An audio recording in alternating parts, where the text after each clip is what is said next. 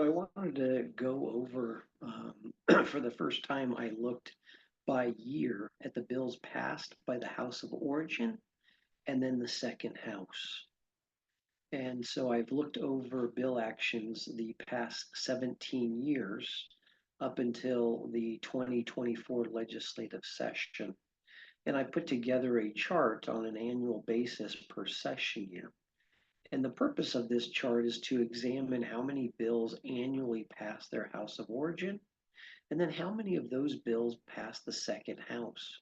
In other words, how does the second House generally treat those bills that were passed over from their House of Origin?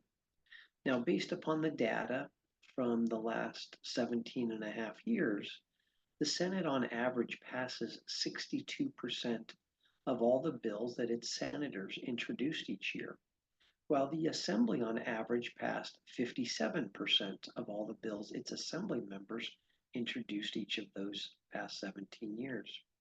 Additionally, the Assembly passed on average 65% of the Senate bills that it considered, and the Senate passed on average 74% of the Assembly bills it considered. And finally, the Senate on average passed more of its bills out of the House of Origin than the Assembly did, again 62 versus 57%, while the Assembly passed fewer Senate bills out of its House than the Senate passed Assembly bills out of its House, 65 to 74%.